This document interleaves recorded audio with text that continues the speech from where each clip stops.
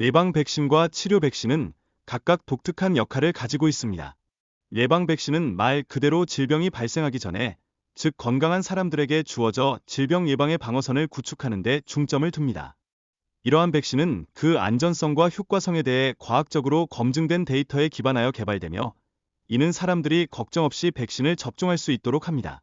반면 치료 백신은 암과 같은 질병의 치료에 맞춤형으로 사용되며 개인의 상태와 필요에 따라 다르게 설계됩니다. 그렇다면 백신의 비용 효과성에 대해서는 어떻게 논의할 수 있을까요? 과거에 비해 백신의 가격이 상승하고 있는 현상은 공공건강에서 점점 더 중요한 이슈로 대두되고 있습니다. 공공의 이익과 비용 효율성을 고려하면서 어떤 백신이 여전히 안전하게 효과를 발휘하는지를 평가하는 일은 결코 간단한 과정이 아닙니다. 이는 사회 전체의 건강 수준을 높이는 데 필수적인 요소이기도 하며, 동시에 각 개인의 선택에도 큰 영향을 미칩니다. 또한 백신에 관한 과거의 오해와 잘못된 정보는 여전히 우리 사회에 퍼져 있습니다. 예를 들어, 한 연구자는 백신과 자폐증 사이의 연관성을 주장했지만 후에 그 데이터가 조작된 것으로 밝혀졌습니다. 이러한 사례들은 백신에 대한 신뢰를 해치는 주범이 되며, 공공의 올바른 정보 접근이 얼마나 중요한지를 보여줍니다. 정확한 정보가 전달되지 못하면 많은 사람들이 불필요한 두려움을 느끼게 되는 경우도 있습니다. 홍역 백신은 95% 이상의 높은 효과를 자랑합니다. 이 백신을 맞지 않은 어린이들은 감염의 위험이 크게 증가하며, 특히 12개월 미만의 어린이들 경우 합병증 발생률이 가장 높습니다. 사실, 예방접종을 통해 우리가 보호할 수 있는 생명들이 있다는 사실은 결코 가벼이 여길 수 없습니다. 이로 인해 모든 부모에게 예방접종의 중요성을 다시 한번 강조할 필요가 있습니다. 볼거리 백신의 효과도 주목할 만합니다. 이 백신은 약 90%의 효과를 가지고 있지만, 백신을 맞은 사람들 중에서도 감염 사례가 발생한 적이 있습니다. 2009년과 2011년, 이 두 해에 발생한 볼거리 사례에서는 백신을 맞은 사람들도 감염되었다는 보고가 있었습니다. 그래서 백신의 효과가 전부는 아니라는 점을 인지하는 것이 중요하며, 여전히 주의가 필요합니다.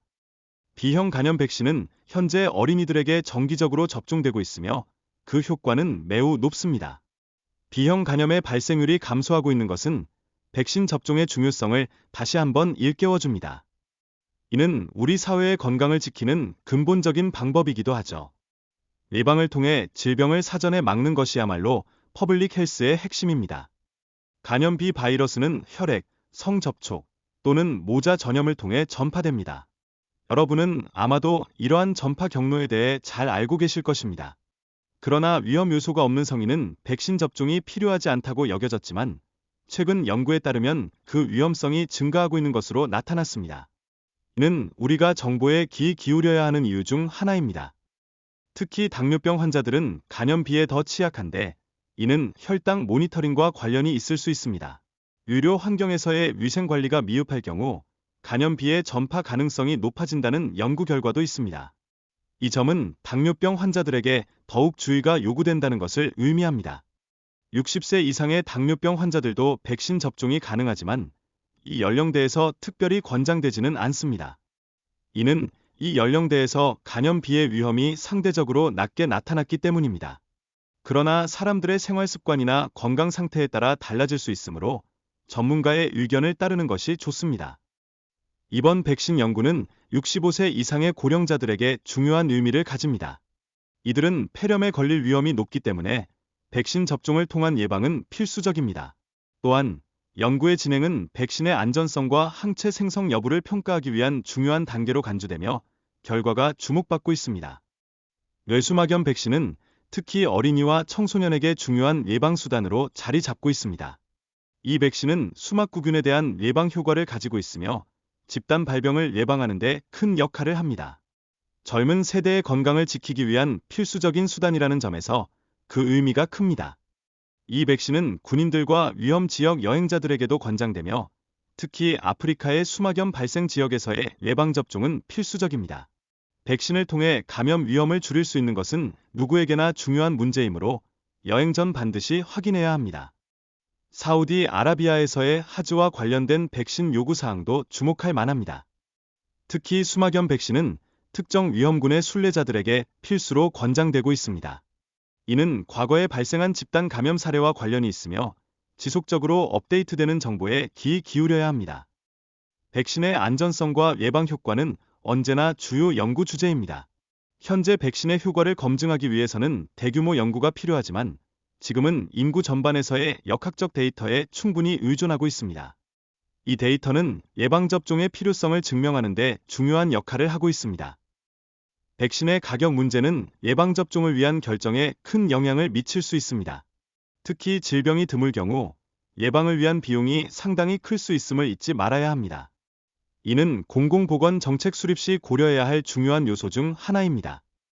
임산부는 임신 3분기에 티데프 백신을 맞아야 합니다. 이는 엄마의 항체가 아기에게 전달되어 100일에로부터 아기를 보호할 수 있도록 도와줍니다. 이러한 예방은 아기의 건강과 안전을 지키는 중요한 단계입니다. 또한 유아와 접촉하는 부모와 형제, 조부모 등도 백신을 맞아야 합니다. 이는 유아에게 백일해 같은 위험한 질병을 전파하는 것을 방지하기 위한 조치입니다. 가족 모두가 건강을 유지하는 것이 최우선입니다. 독감 백신은 모든 사람에게 권장됩니다. 매년 예방접종을 통해 감염 위험을 줄일 수 있으며 특히 어린이들이 질병을 전파하는 데 큰 역할을 한다는 점을 잊지 말아야 합니다. 예방은 항상 최선의 방어입니다. 고용량 백신은 65세 이상의 성인에게 정규 용량 백신보다 24% 더 효과적일 수 있지만 그 효과에 대한 확신을 가지기 위해서는 아직 임상 데이터가 필요합니다. 현재 FDA에 제출된 연구 결과를 기다리고 있는 상황입니다. 주사에 대한 두려움이 있는 성인이라면 피부 내 백신을 고려할 수 있습니다. 이 백신은 더 작은 바늘로 피부 아래에 주입되며 많은 사람들이 이를 통해 예방접종의 장벽을 넘을 수 있습니다. 이는 더 많은 사람들이 건강을 지키기 위한 길입니다. 어린이에게 사용되는 인트라네이잘 백신인 플루미스트는 살아있는 약화 백신으로 두 가지 인플루엔자 B 균주를 포함하여 사중가 백신이 되었습니다. 성인에게는 잘 사용되지 않지만 어린이들에게는 효과적인 방법으로 자리 잡아가고 있습니다. 대상포진 백신은 2005년에 시행된 연구에서 60세 이상의 성인에게 단일 접종으로 효과적으로 예방할 수 있음을 보여주었습니다. 이 백신은 약 $150 정도의 비용이 드는데 이는 심각한 질병을 예방하는 데 있어 큰 이점을 제공합니다. 대상포진 백신은 면역 반응을 자극하는 생백신으로 주사 후 부작용으로는 주사 부위의 발진이나 발적이 관찰됩니다. 이는 접종 후 안정성 문제를 해결하기 위한 조치로 약국에서 직접 접종할 수 있는 시스템이 확립되고 있습니다. HPV 백신은 성적으로 전염되는 감염병 예방을 위한 중요한 방법으로 자궁경부암과 생식기 사마귀 예방에 효과적입니다. 이 백신은 특히 성적 활동을 시작하기 전인 청소년기에 접종하는 것이 권장됩니다. 이는 미래의 건강을 위해서도 매우 중요한 일입니다. 연구에 따르면 65세 이상의 노인에게서 H3N2A 독감 바이러스에 대한 백신 효과는 단 9%로 매우 낮아졌습니다. 이는 백신의 성장 과정에서 변이가 발생했을 가능성을 시사합니다. 우리의 건강을 지키기 위해서는 지속적인 연구가 필요하다는 것을 의미합니다. 노인의 백신 접종이 중요하지만 젊은 세대가 백신을 접종하여 노인과의 접촉을 줄이는 것이 더 효과적일 수 있습니다. 이는 독감으로 인한 문제를 감소시키고 전체 인구의 건강을 증진시키는 데 기여할 것입니다. 예방은 항상 함께하는 노력입니다. 루벨라 백신 접종은 주로 선천성 루벨라를 예방하기 위해 이루어지며 미국에서는 루벨라 전파가 거의 없는 상황입니다. 이는 백신 접종의 효과를 잘 보여주는 사례로 예방이 얼마나 중요한지를 상기시킵니다. 대상포진 백신을 접종한 후에는 증상이 사라지기까지 기다리는 것이 좋습니다. 이는 백신의 부작용과 기존 증상을 혼동하지 않기 위해 필요하며 전문가들은 일반적으로 최소 5년의 기간을 권장합니다. 이러한 정보는 건강을 지키기 위한 필수적인 지침이 됩니다. 대상포진 백신은 일반적으로 자연 바이러스와 관련이 있으며 백신 접종 후 대상포진에 감염될 가능성은 극히 드물지만 일부 경우에는 경미한 증상이 나타날 수 있습니다. 이는 예방접종의 안전성을 높이기 위한 지속적인 연구의 필요성을 의미합니다. 백신에 대한 알레르기 반응이 있는 경우 다른 백신을 맞는 데에 제한이 없을 수 있습니다. 특정 백신에서 반응이 있었더라도 다른 백신을 접종하는 데 큰 제약이 없으며 각 반응에 따라 다르게 접근해야 합니다.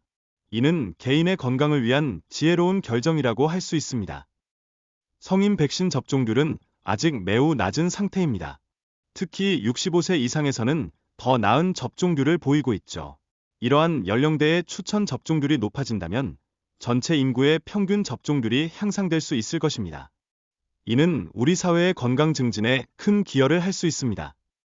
유행성 이하선염은 주로 침샘의 부기를 유발합니다. 남성의 경우 고환의 부기가 있으며 여성의 경우 난소염증이 발생할 수 있죠. 이러한 합병증들은 드물지만 감염된 경우 무증상일 수도 있습니다. 따라서 예방접종은 더욱 필요합니다. 마지막으로 천연두는 1970년대에 인류에서 완전히 퇴치된 질병으로 현재는 실험실에만 존재합니다. 천연두 백신은 여전히 존재하며 특정 직업군에서는 예방을 위해 접종이 이루어질 수 있습니다. 이는 백신의 역사적 중요성을 잘 나타내는 사례라고 할 수 있죠.